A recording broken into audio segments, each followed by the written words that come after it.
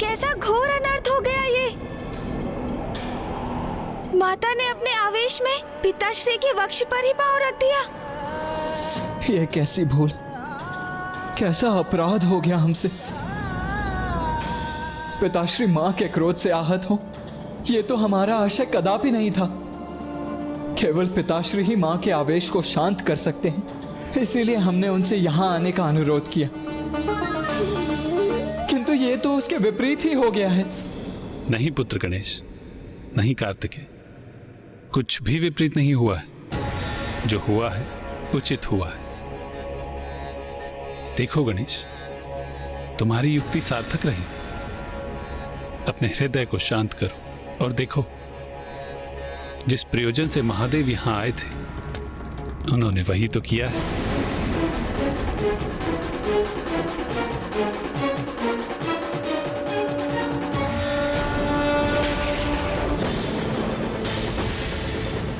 मुझे ऐसा क्यों आभास हो रहा है जैसे मुझसे कुछ अनुचित हो गया।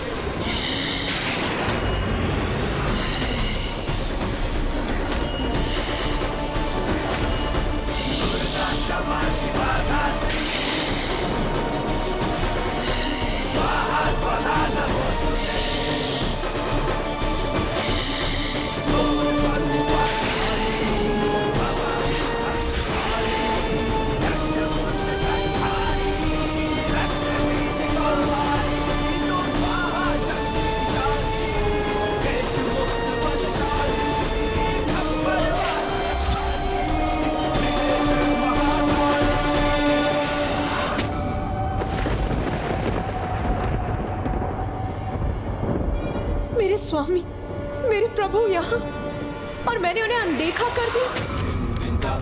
ये कैसा अनर्थ हो गया मुझसे। मेरे स्वामी, मेरे प्रभु पर ही अपना पांव धर दिया मैंने। ये अपराध मुझसे कैसे हो गया।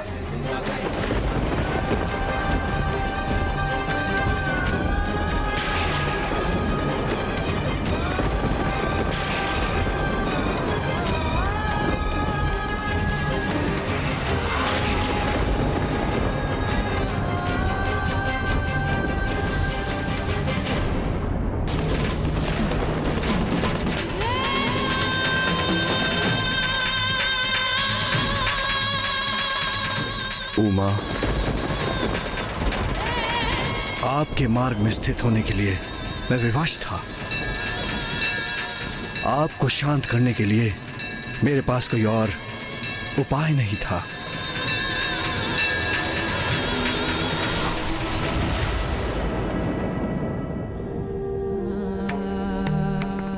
मुझे क्षमा कर दीजिए प्रभु, क्षमा कर दीजिए मुझे।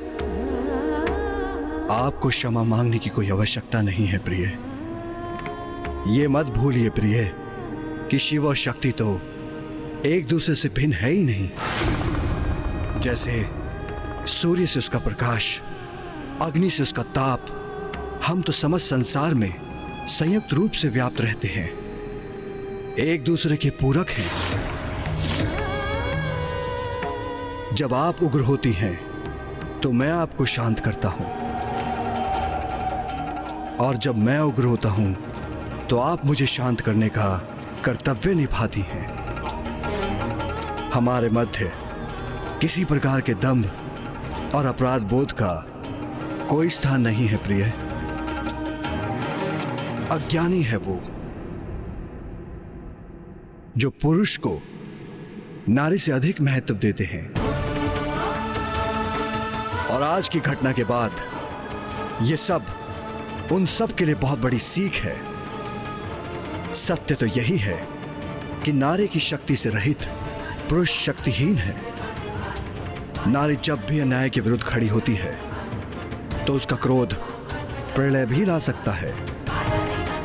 तब पुरुष को अपना अहम त्याग कर यदि आवश्यकता हो तो उनके समक्ष नतमस्तक होकर उनके क्रोध को शांत करना चाहिए।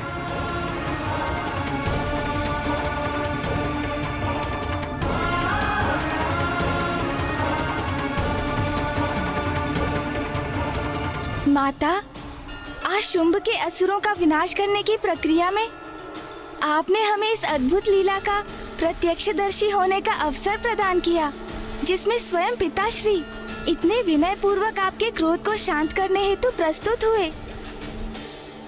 हम कृतार्थ हुए माँ।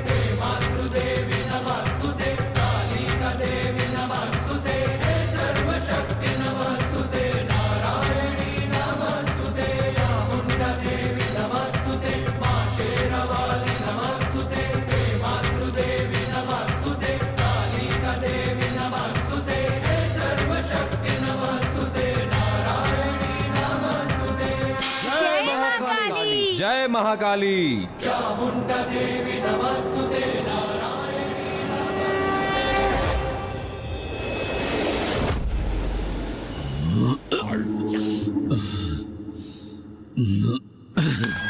स्वर्गाधिपति शुंभ का मुकुट कोई नहीं छीन सकता। धूम्रलोचन का अंत हो गया। मेरे चंड मुंड भी शेष नहीं रहे। रक्त बीज का भी वध हो गया। मेरे इन महान योद्धा सेनापतियों का वध किसने किया? किसने किया? किसने किया ये सब कुछ? उस एक तुच्छ नारी ने।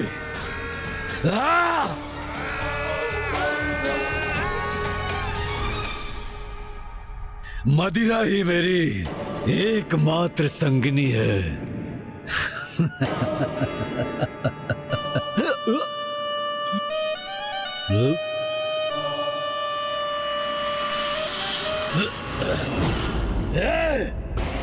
कौन है वहां?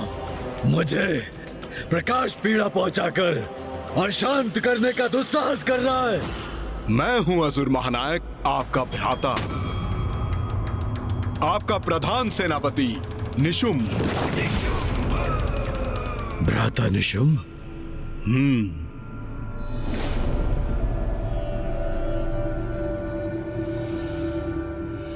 और मैं अभी भी जीवित हूं भ्राता शुंभ। जीवित हो अभी भी, किंतु कितने समय तक जीवित रहोगे?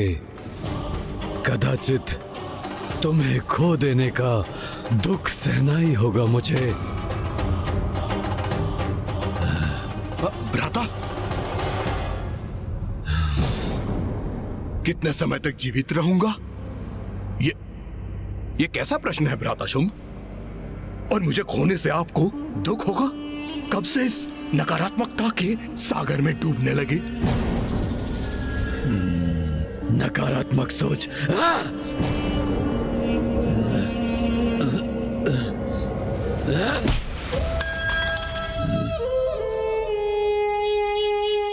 स्मरण है भ्राता शुंभ? आप वो हैं जिसके नाम से देवराज इंद्र भी कंपित होते हैं, और आज आप एक बालक के समान प्रतीत हो रहे हैं जिसकी क्रीड़ा करने की वस्तु कहीं खो गई है। और वहां एकांत अंधकार में बैठकर आप अपनी पराजय को स्वीकार कर चुके हैं। उचित कह रहे हो भ्राता। सत्य है, हाँ सत्य है कि मैं पराजित हो चुका हूं। मुझे ज्ञात है भ्राता शुंभ कि इस समय आपके लिए क्या आवश्यक है।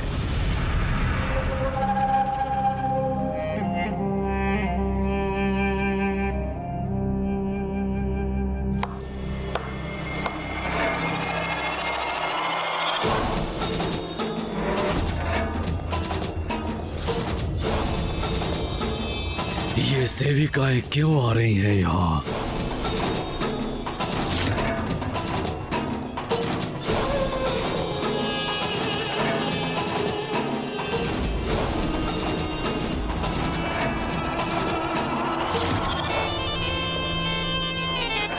भ्राता शुंभ, आज की रात्रि आनंद उत्सव होगा यहाँ। भ्राता निशुंभ, मदिरापान तो मैं कर रहा हूं, किंतु ऐसा प्रतीत होता है कि इसका प्रभाव तुम पर है। कैसा आनंदोत्सव, किसका उत्सव, कैसा उत्सव? भ्राता शुंभ, हमारी भावी विजय का, उसका उत्सव होगा यहाँ। तो क्या हुआ यदि युद्ध में हमारे कुछ सेनापतियों का अंत हुआ? युद्ध में तो क्षति होती ही है, कुछ सैनिकों का भी अंत होता है। किंतु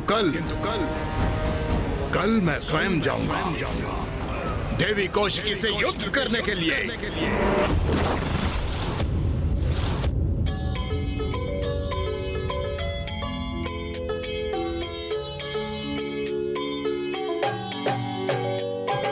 जग जननी जय जय, माँ जग जननी जय जय।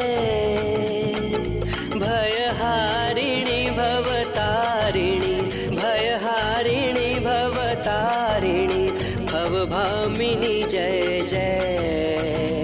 माँ जग जननी जय जय।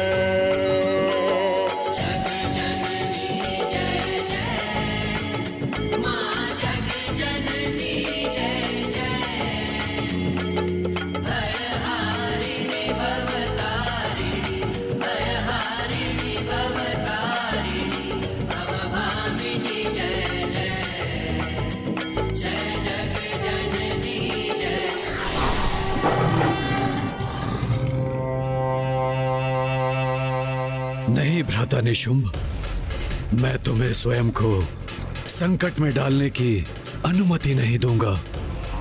तुम मेरे अनुज हो और तुम्हारी सुरक्षा का दायित्व मेरा है।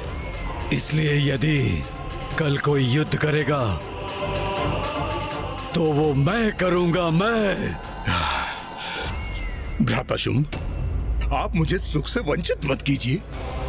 मैं आपके लिए इस युद्ध में विजय प्राप्त करना चाहता हूँ। असुराधिपति शुंभ के विजय के लिए उस देवी से युद्ध करना चाहता हूँ। कदाचित आपको अनुमान भी नहीं होगा कि उस दुष्टा को पराजित करके अपने इस हाथों से उसे खींच के लाने के लिए कितना व्यग्र हूँ मैं। क्या ये संभव है? क्या वास्तव में निशुंभ उस देवी कौशिकी को बंदी बनाकर यहाँ ला सकता है? भ्राता शुंभ, शंका रहित होकर आप इस आनंद उत्सव में लीन हो जाइए, क्योंकि आज सभी अत्यंत उत्तम भोजन, मदिरा, वस्त्र, आभूषण आपके लिए एकत्रित की है। हाँ, कदाचित यही उचित है। तो कहिए भ्राता शुंभ कि आज अपने भ्राता के साथ विजय उत्सव का आनंद लेंगे। तुम्हारे विश्वास ने मेरी निराशा को दूर कर दिया है भ्राता निशुंभ। आज की रात्रि उत्सव होगा, हमारी विजय का उत्सव होगा। तो लीजिए भ्राता, आपके लिए मैं सर्वश्रेष्ठ उपहार प्रस्तुत करता हूँ। आज होगा आनंद और कल होगी हमारी विजय। हाँ भ्राता, हाँ। तू ही सच्चित सुखमय शुद्ध ब्रह्म रूपा,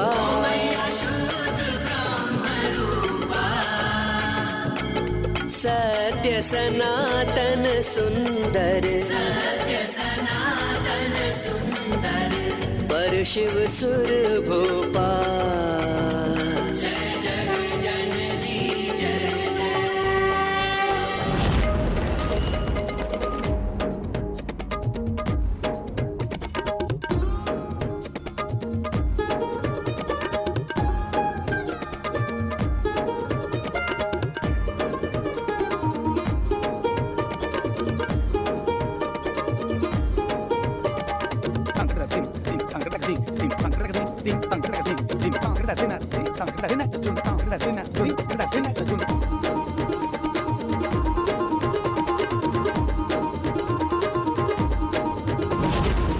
आदि अनादि अनामय अविचल अविनाशी,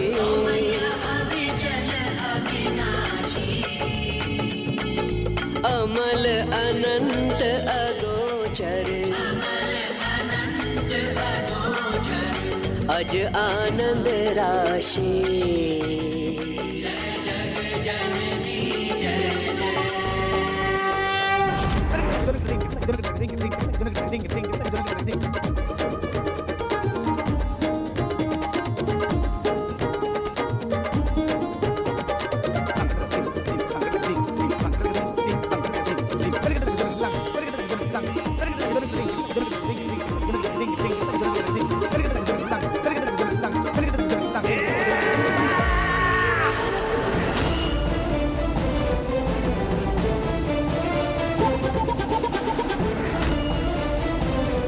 आनंद आ रहा है, अति आनंद आ रहा है।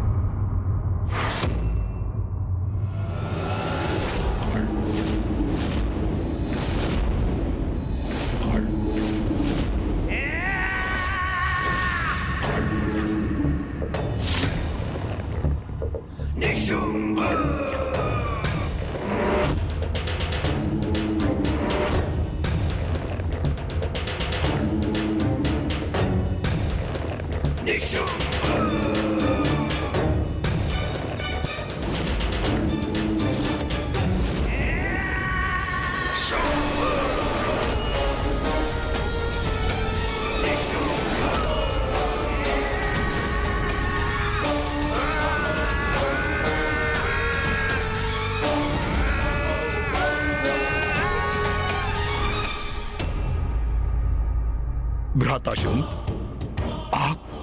आप क्यों युद्ध के लिए सज्जित हैं? मुझे ज्ञात है भ्राता, हमने निर्णय लिया था कि आज तुम युद्ध करोगे तो बस वैसा ही होगा।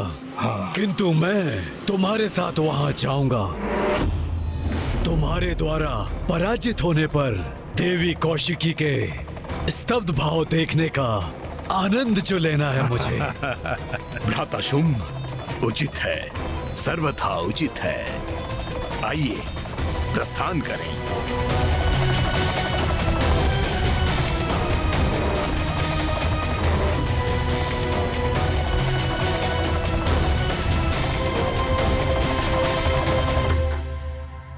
वो रहा, वही है विंध्याचल पर्वत। अच्छा, तो यही स्थान है। वहाँ छुपी बैठी है देवी कौशिकी। प्रतीक्षा करो देवी, हम शीघ्र ही तुम्हें बंदी बनाने आ रहे हैं।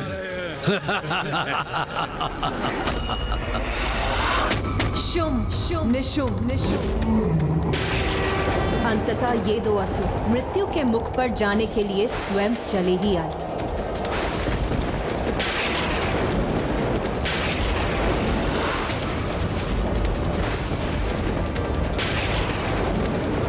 अभी तो आकाश पूर्ण रूप से निर्मल था, उजला था, फिर अचानक प्रकृति में इतना परिवर्तन कैसे आ गया?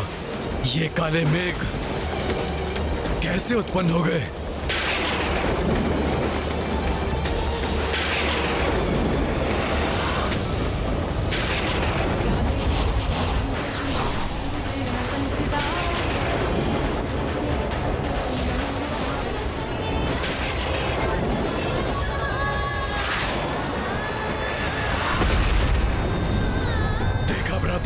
जैसे मेघों से युद्ध का त्रिशूल धरती पे गिरा हो।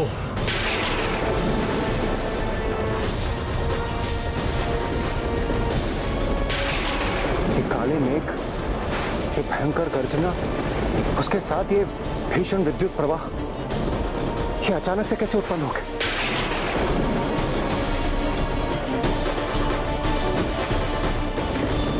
जैसे ये किसी भावी बवंडर के संकेत हो।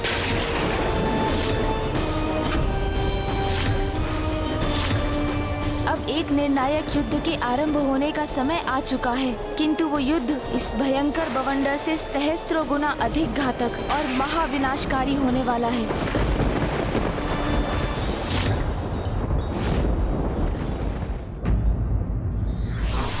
अहंकार का आवरण व्यक्ति से सत्य को समझने बूझने की क्षमता को क्षीण कर देता है और विनाश की ओर धकेल देता है।